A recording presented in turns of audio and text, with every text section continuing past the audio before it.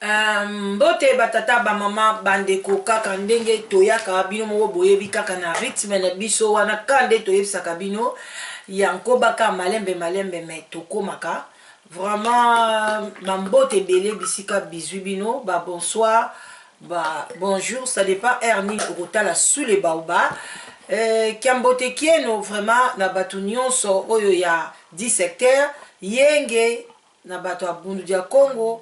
Et puis, Tokei Kuna, vraiment, ba shalom ebele na ba homme de Dieu, vraiment, ba shalom ebele, nzamba lola, apambola bino. Boboto, bonde kona bande kona biso ya église catholique. Et puis, Tokei penza tolobi, losako, na ba chef coutumier. Vraiment, et puis, na ba oyo nyonso pe bazali na souci ya mboka na biso. Ba oyo bazo bundelango sur tous les plans. O bazo bundelango na plan ya côté politique, ba mtu socio-culturel, ba culture na biso ezala emona na misu ya batu, côté théâtre, côté musique, en tout cas bambote na bino mutu nyonso azana coin na ye, azana eloko na ye o nzambe apesa ye abundela mboka. Bande kona ngai ndenge toza wana toza lokola nde balobaka corps du Christ na kati ya nzoto toza na ba branche ebele. Vraiment toza na misu oyo ede biso mpona kotala, toza na maboko bino boyebi mpona tolia, donc toza na makolo mpona totambola, makolo akoki kosala mosala ya misu te, misu akosala mosala ya makolo te, donc eloko na eloko ezalaka na temps nango vraiment tozalaka wana tozali vraiment kosalisana. Donc ba oyo pe bazotala politique baza mpona politique, ba oyo pe bazoya mpona socio-culturel baza wana, ba oyo pe bazo mélanger nyonso bazali vraiment bandeko na nga tozalaka tolérante tolinga te ke biso nyonso tokota na mopepe moko boye. Mais nazali na esengo ebele, vraiment esengo ebele na sujet ngai sujet oyo tozolobela sikoyo likambo ya ndeko na biso bino moko boyebi ya Grâce Mbizi mpona nationalité na ye vraiment nasalaki émission lobby nazongi su lelo mpo nalingi nasilisa yango likambo ya Grâce Mbizi toleka na makambo mosusu, makambo ezali ebele. Mais débat oyo ye bomona yango débat moko te vraiment bakongolais eza lokola mutu moko alobaki ezali stérile. Non, débat oyo eza stérile te, eza débat moko ekofungola biso misu balobi a partir nga lobaka na bino biso ntango tozoya boye tozoyela Grâce Mbizi te, mais tozoyela sikoyo bato oyo bazolinga baya neti na nzela wana mpona topesa bango mayele epuis tokebisa ba oyo bakoya bazoyeba na identité na bango te. Oye toyebi te soki ozalaka congolaise ya Braza, oza angolaise, ozali burundais, ozali rwandais, bandeko na nga mboka na biso soki tolingi ka biyamba bandeko na ngai tokozala na problème. Lelo nga nde naza boye lokola nazali tokotanga ba commentaire ya bato mpona tosisa makambo ya Grâce Mbizi, mais nalingi naloba boye nga lelo nakati vaccin ya mafingu ya kofinga ba mafingu nakati yango ya vaccin lokola ngai navandaki na nga, mais bato balobi mibale bazo insister donc bato bazo ko insister, donc nakotangela bino pe message ya moko na bango ke la danoise osalaka banalise biso tosepela na banalise na yo otozondima te ke yo koki koloba liloba moko te mpona situation ya mboka. Nga nde nayebisaki bino analyse na ngai ezalaka moins compliqué epesaka bato mingi kimpelekese esalaka moins trouble, mais lokola bolingi yango nakokota mingi te, mais nakoloba mwa moke concernant makambo mboka na biso epuis tokoleka bandeko yango na kolinga ndenge ka bomeseni nameka na kotanga pe commentaire nkande na bisaki bino vraiment mission na biso ekomika kokende kaka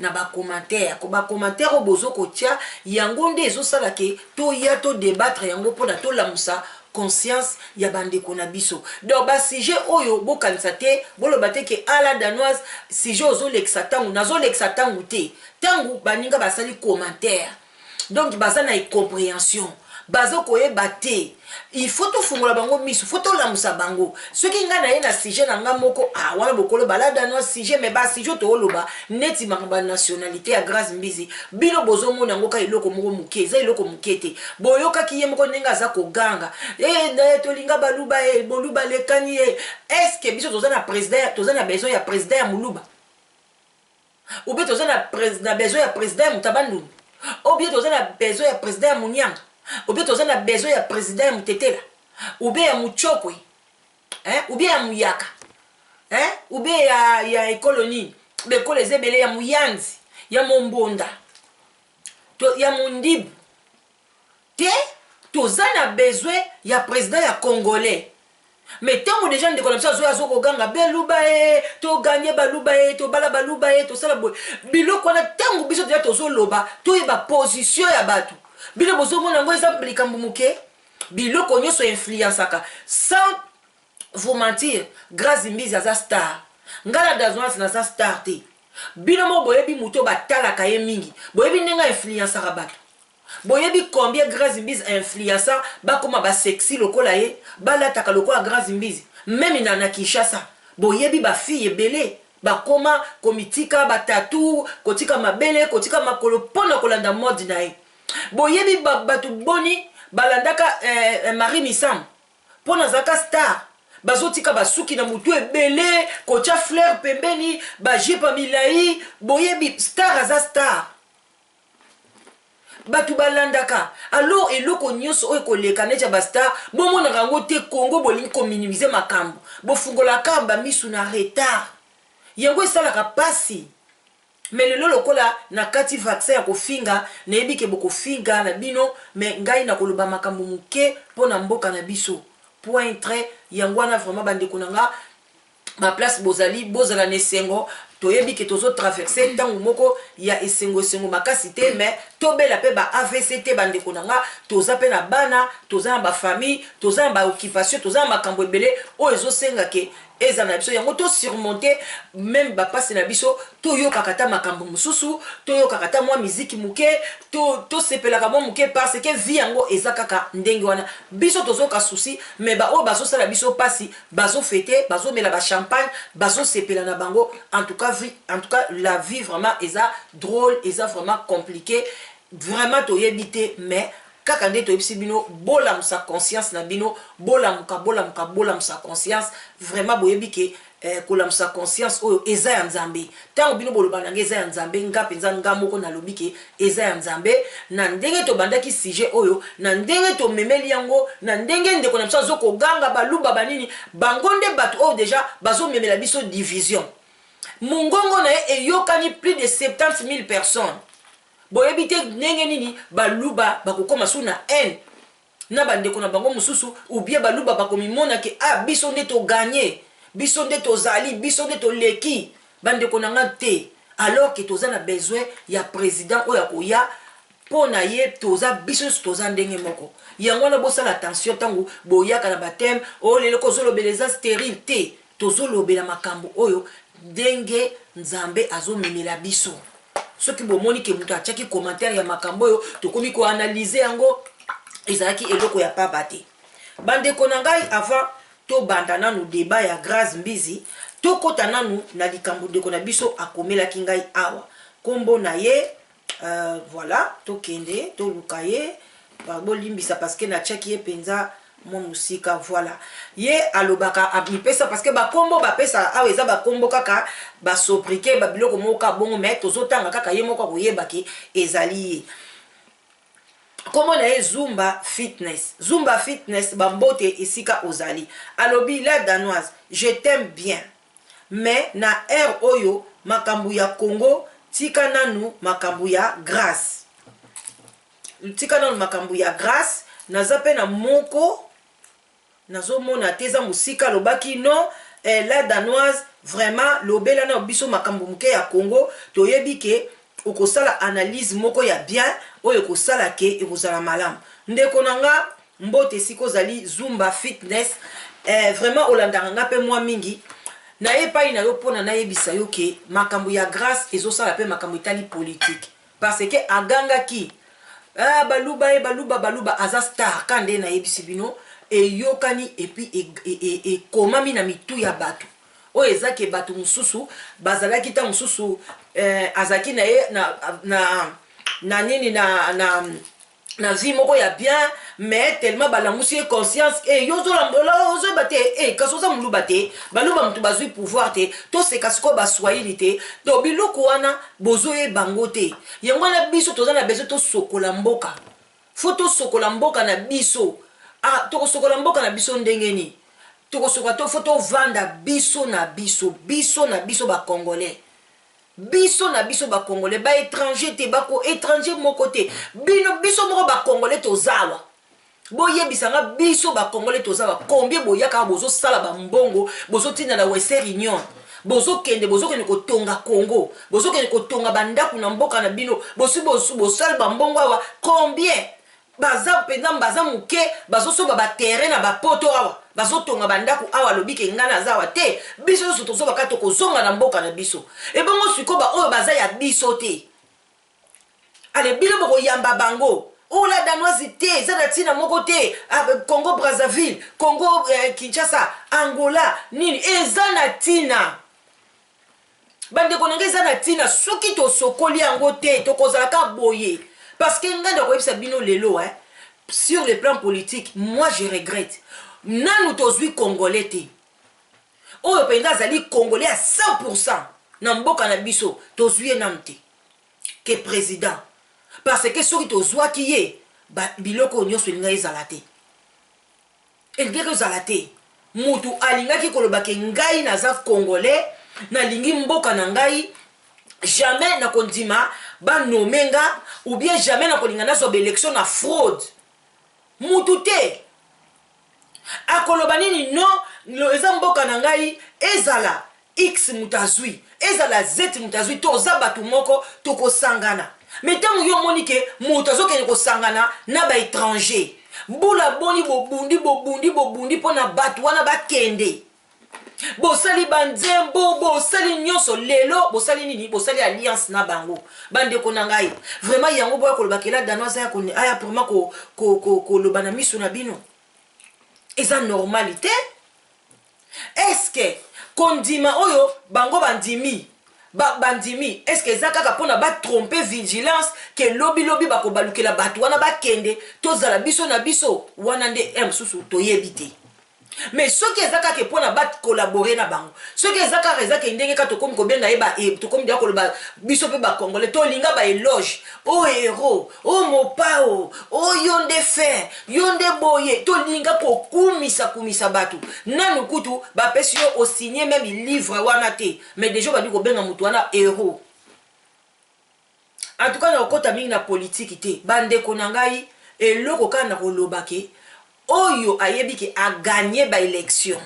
Aza conscient que ngana a gagné ba élection. Azwa mboka wana atambusa yango.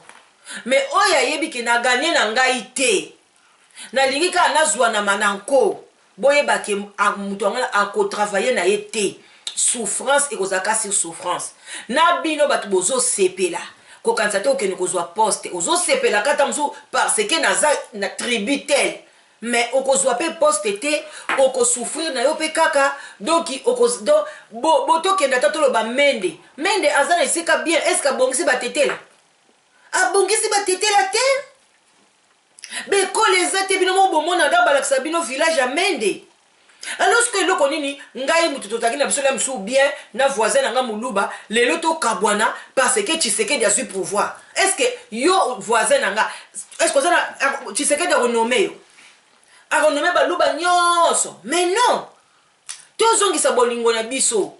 Et puis mutu azwa pouvoir oyo ayebi ke azala conscient que parce que Nzambe pe azali ako frapper kaka bino bokantika Nzambe azaka boye. Nzambe pe ako frapper kaka. Aotika peka mboka wana te batu basouffra tim colonie. Il y aura un temps Nzamba kotelemela batu ako frapper. Vraiment bon c'était seulement juste likambo oyo ngana ngenda lo bamuke na likambo oyo ya mboka na biso que le meilleur gagne oyo ayebi ki a gagnaki bozala conscient ceux qui za Tshisekedi bonne chance travail mais ceux qui eza yote tika parce que ekozala bien te tala kaka okoya na yo kokufa pamba na balle ou bien na nini mais ceux qui ezali failu prends ton courage kende travailler donc oyo ayebi ki a gagnaki yende akene kosala musala o ba peuple ba gagner parce que bozolo ba aussi atikela bisa que le peuple gagne. Alors ceux qui peuple a voté qui Tshisekedi a ça là total aye mais ceux qui peuple a voté qui était à quoi avancer.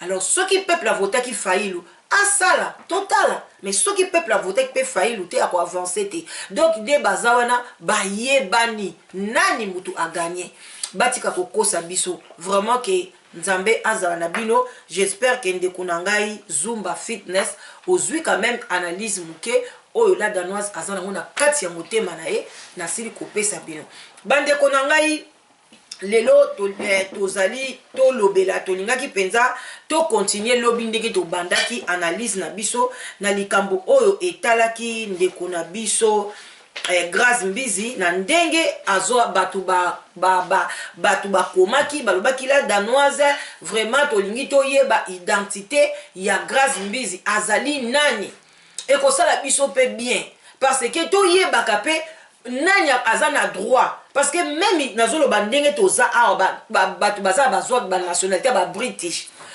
bazolobela makambo na bango ke babimi na Union Européenne boyebisanga congolais nini asoki kotia munoko makasi kuna na kati kuna ke te bobima te biso ndenge toza wana congolais ni o aza British akomelanga ke la danoise ngana akomaki lettre na gouvernement banglais ke na lingaki yango te ngana votaki bokene na bien sûr batu bavotaki batu nyonso batu bavotaki mais sikoyo banda mbutu ekomi babima te congolais ni azoloba même na bacongolais ka nde biso tolekaka boye na bamédia congolais ni azotia mondoko na makambo banglais alors ko biso poni tondima ke ivoirien moko boye aya kotia mondoko na makambo na biso poni tondima Congo moko Brazzaville tant que na Brazzaville yango bozoloba boza bandeko babeta bacongolais combien de fois babengana batu kuna Nangola babeta batu combien de fois tolobite ke toza na NT mais batika biso to bongisa mboka na biso na kimia batika biso moko toyeba nini biso to kobengisa ba musicien na biso bazonga suko beta musique soko za Congo ya Brazzaville qui peut makaba ba musicien na bino yeba mkoloni ba kobeta musique promouvoir ba succès ba musicien na bino mais tika ba congolais ba sala pe oya bango to boite to zali anga na bande ko kumisa Michael Jackson ti lelo nga na kumisaka Alpha Blondy awa pa na ngai chaque samedi na betaka musique ya Alpha Blondy na boite na kumisaka na lingaka musique mingi ya Bob Marley mais ezati ke ngai na kokena mboka na bango kuna na Jamaïque na bana kokota makambo na bango na kokita usoki pe Alpha Blondy na kope ko benza Alpha Blondy aye na futi mbongo abeti awa mais ezati ke na banda sko na Côte d'Ivoire na komi biloba na zui musicien ya ivoirien na musicien musu na komi ko finga bango na komi ko tutisa bango mitu ale bien na Congo so bozo mona ngo eza normal baloba te tozaka bandeko ya ndenge nini so pa toza bandeko Congo Brazzaville ndenge makambo ezoleka na Congo elo nini saso azoloba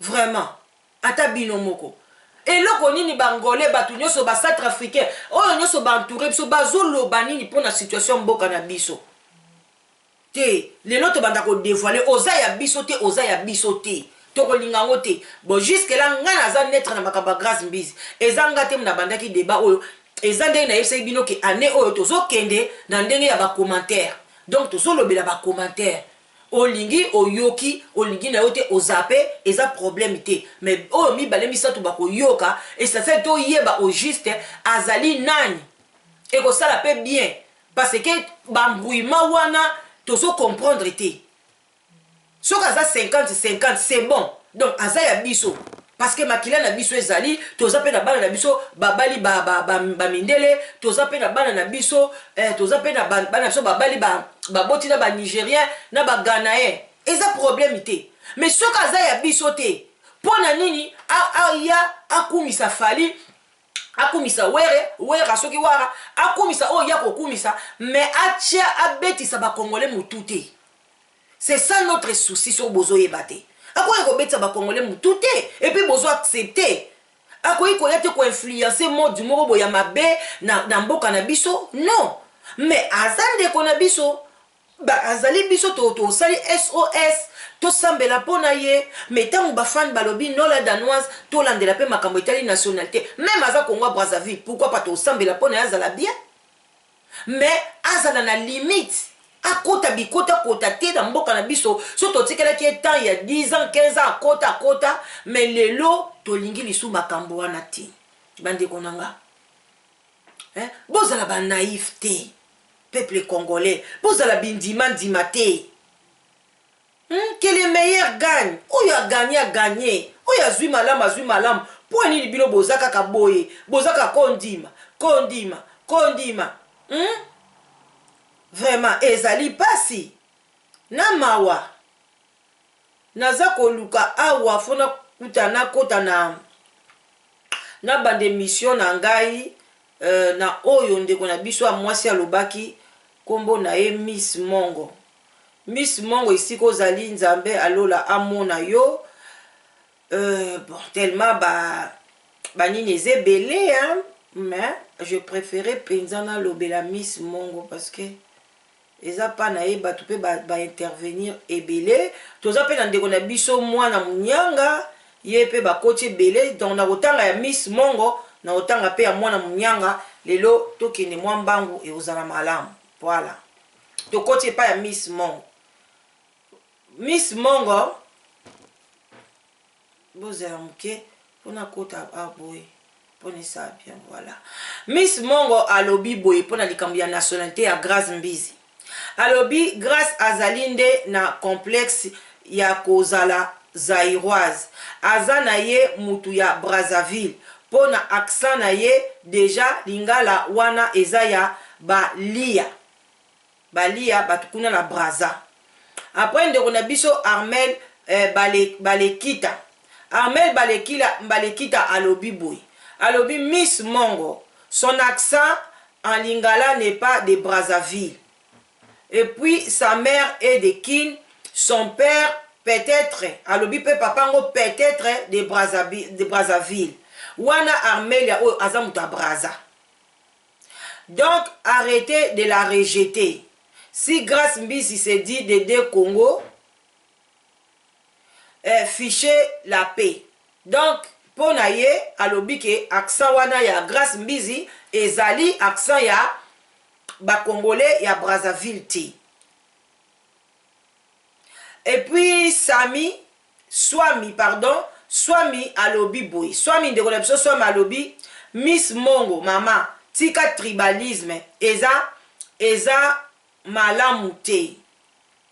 Voilà tokei ndeko na biso mususu kaka na ndenge tozolanda ka ndenge mama na biso alobaki ke accent na ye ezali ya ba Congo ya Kinshasa te yango batu bazo répondre est-ce que mama na biso Miss Mongo ndeko na biso Manon Kinkiese mbote siko zali ya lobi la maman de Grace Mbizi et de Sibiti et de Sibiti kuna bato a Brazza alobi maman na e aza ya Sibiti.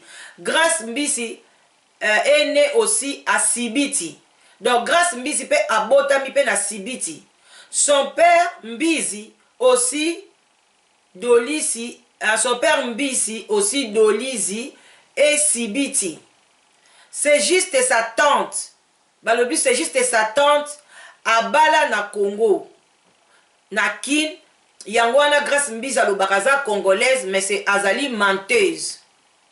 Voilà toza na Pidancienne Malonga alobi boy ma chère j'étais une des meilleures amies de son père. Ya lobi azalaki penza parmi ba camarades ya papa ya Grace Mbizi. On a dormi ensemble. Je te dis vraiment avec toute sincérité, Grace Mbizi, sa mère est zaïroise, son père Yepelissous. Ah, ok, pardon. Je te dis sincèrement, sa mère est zaïroise, son père est congolais de Brazzaville. C'est lui qui doute, contacte moi. Je t'amène chez les petits frères, au petit frère de son frère qui habite à Grigny dans l'Exxon. Voilà. Alobi, et ça on a un commentaire, ou on a doute à contacter de Konabiso Pidesienne. Alobi, alala na papa ya Grâce, papa ya Grâce aza Congo à Brazzaville, maman na ye azali Congo na biso. Voilà. Et puis kaka wana Clotilde alobi boy. Clotilde alobi bolobi aza ya bino te. Pona nini ba émission na kombo na ye tika ye aluka ba vu na yo epai mosusu. Ya lobi biso tozoloba na yebite parce que moi jusque là la danoise n'a se prononcé te. Bon je ne sais pas alingaki aloba nini wana eza problème na ye. Et puis toza na Jaja 2018 alobi boy. Jaja 2018 azongi seli réponse epande kona biso Armel, voilà, Armel, azong seli de réponse epande kona biso Armel a ébissé. Si sa mère est de King, Grâce elle aura pu eu cet accent.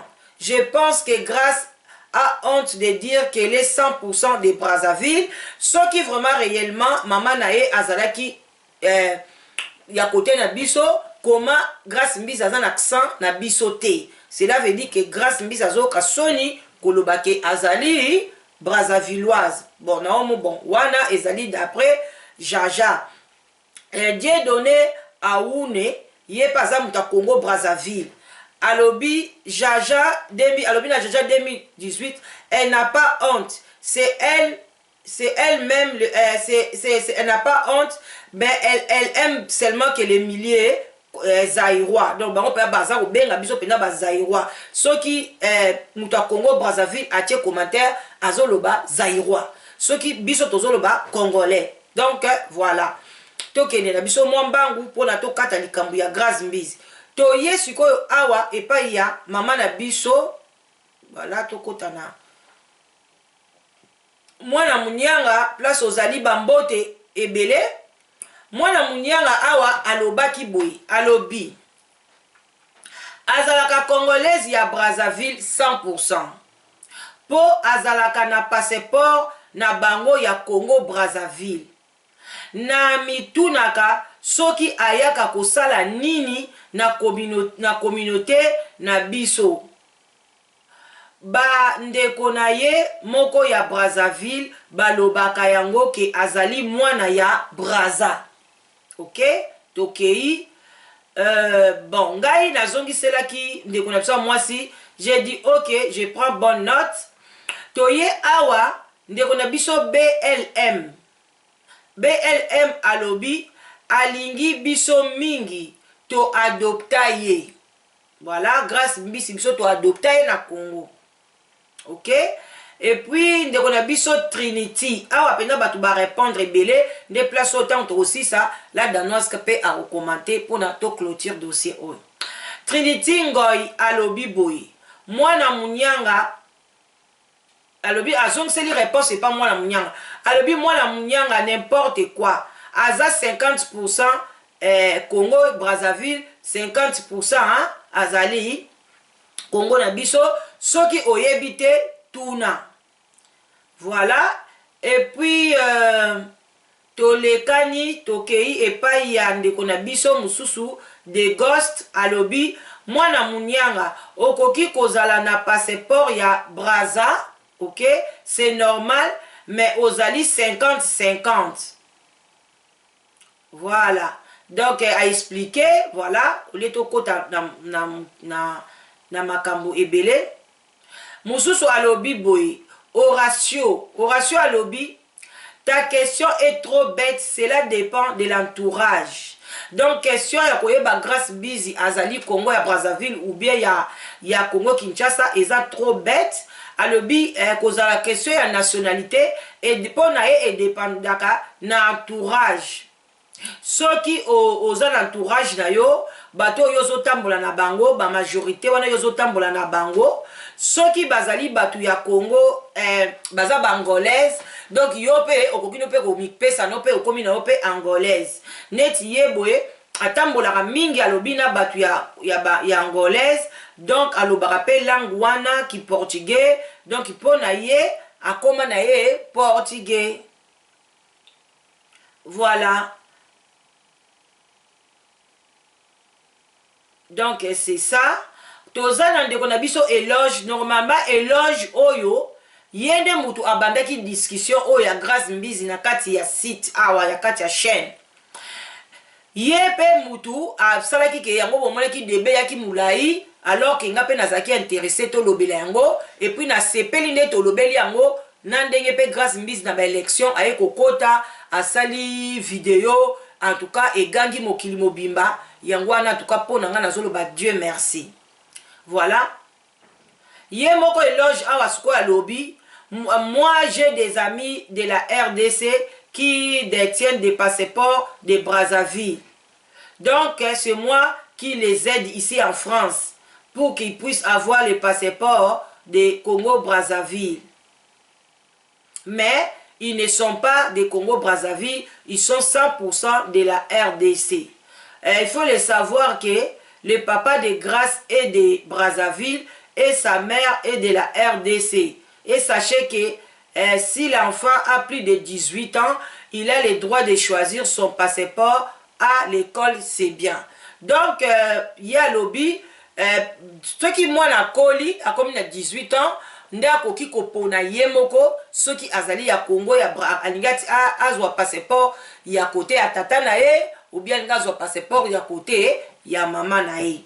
Et puis, ndepe kama solo beta maka, mutu alandara place ma ezo chola, ceux qui ya Congo Brazzaville eza na plus d'influence, mutu akolinga azwa wana, ceux qui ya Congo na biso eza na plus d'influence, mutu pe akolinga azwa pe yango wana. Donc eza oyo ndenge ka mai ezali ko chola. Donc c'est ça ba commentaire, voilà totangi oyo batu bakomi pona makambo etali Grâce Mbizi.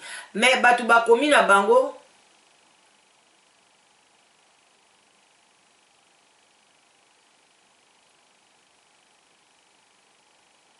voilà, donc c'est ça. Et puis voilà, pour la makambo Grâce Mbizi ba commentaire eza nango ebele. Linda Bibiche alobi Grâce azalaka 100% mutu ya Braza azamu lari. Voilà, y a lobi azamu lari. Moussous alobi la danoise authentique. Voilà, tokei.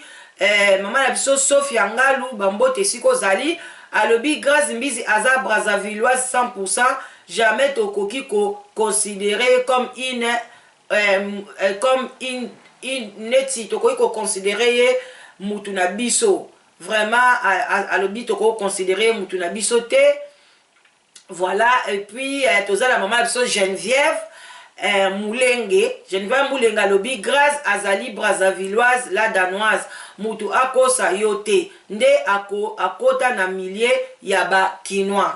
Voilà, vraiment ba commentaire eza ebele, polémique yango eza moi ebele. Na lingi bino, voilà, na lingi bino alobi azalaka congolaise ya Brazza na RDC nazakaka azakaka ngunda abwaka soki aza congolais ya RDC famille na ye ezalaka wapi po ngai nayebi la fille. Voilà, na lingi biso ya lobi ya yebi fille wana bien. La Grâce Mbizi soka zaki na Congo na biso abwaka ka ngunda lokola Congo na biso, mais azali mutu ya Congo Brazzaville alobi ya yebi ye très bien. Voilà, maman la biso vraiment bambote ebele pa yo ozali. Et puis Zaza Macho bambote place ozali alobi Grâce Mbizi alobaka avandaka na bandal. Voilà, avandaka na bandal. Grâce Mbizi abaka za mwana ya bandal. Et puis awa Joël Kabasele alobi akosi aseki makasi. Dominique Lomingo alobi bana bandal bayebi yete. Et puis ndeko na biso Jaja ye aseki kaka vraiment makasi, vraiment un peu compliqué. Tozo kende bandeko nanga, c'est comme ça. Vraiment c'est comme ça, c'est comme ça. Bon, ceux qui n'attendent pas kombono déjà na bémission les qui mo ebele na yebi ko pesi pe baida malam. toko zongela yo mukolo mususu to pesa pe chance ya Tanya Loko ya lobi Grâce Mbizi ele Mukongo ya Brazzaville. Vraiment c'est comme ça. Ba maman batata bandeko bobo sanate ka ndenge zalaka bozana se ya sous les baobas. Moi kopono ya ti, moi kopono ya vin rouge, vin blanc, pourquoi pas.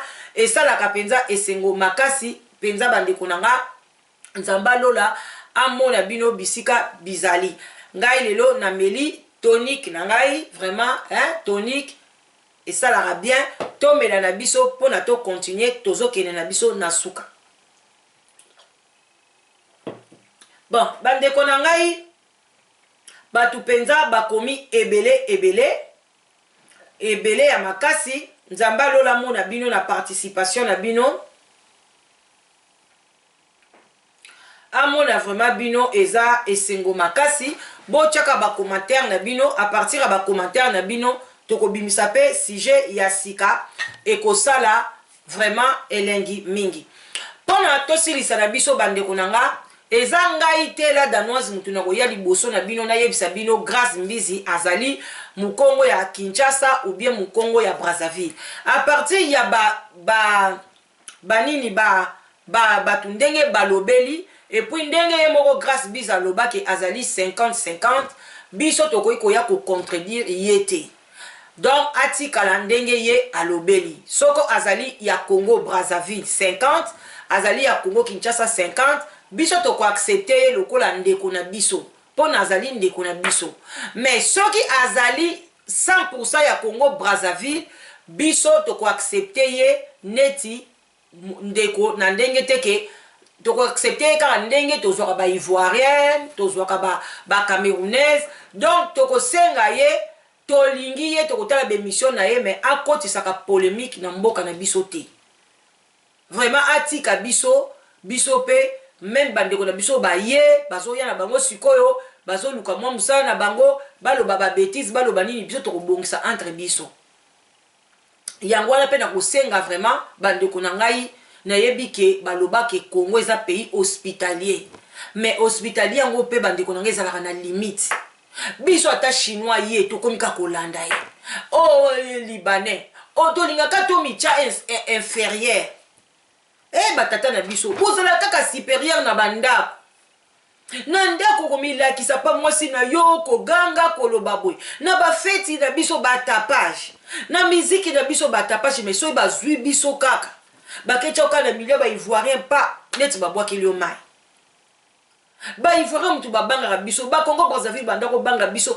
bangole banda kobanga biso lelo tokoma batu pamba mpona biso moko tolii kotia buzoba mingi tolii komitya na place na biso te yango omona mboka na biso basombi yango epi bazosombaka kaka batu bazosombaka kaka batu bandeko nanga bitubo ekosila noki te basangani na biso baboti na biso donc parce ke nini tondimaki hospitalier boya ndenge bolingi siko tosali tondima baconséquence jusque quand tobanda kotia sikoyo bagarde fou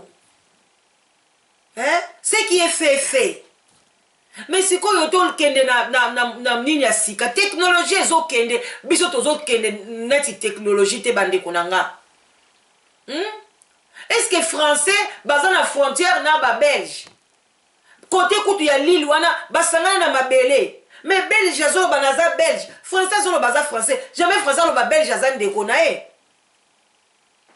soki mpona baintérêt mboka na bango mais mponi biso na Congo kaka bongo totika kaka baza bavoisin to sengi to kabona te bolingo parce que il faut tozala ensemble bangolais baza na besoin ya biso na Congo emsu po na diamant na biso tozala emsu na besoin ya pétrole na bango to Brazza zala na besoin soki ya courant na biso toza soki besoin ya soki ya biloko kolia na bango donc faut tosalisa na mais tozala na respect ya ba frontière tozala na respect ya ba mboka na biso wane ko bemba biso malamu mais soki toza kaka mutu nyonso koya bolingi kaka sakana na bino mutu aza mutu mboka na bino te par exemple azo kobetisa bino mitu azo kobetisa ba musicien na bino mutu azo kokota na politique na bino azo koambrouiller mboka na bino mais bino boza na makasi ya koloba te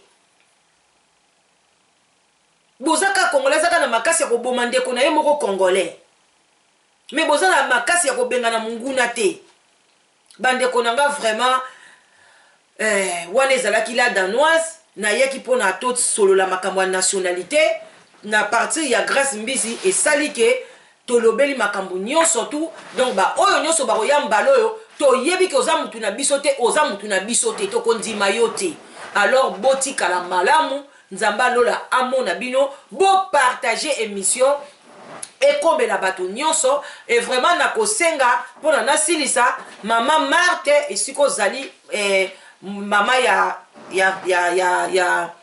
nani ya Tshisekedi nani oyo akomi président na biso solola mpenza na mwana na yo azala sincère soki ye mutu aganyaki baélection nzambe alola akende liboso mais soki aza conseil ke ye mutu aganyaki te atikela mutu aganyaki parce que nzambe akofrappe ekozala pasi botikala malamu nalingi bino mingi ba love bye bye.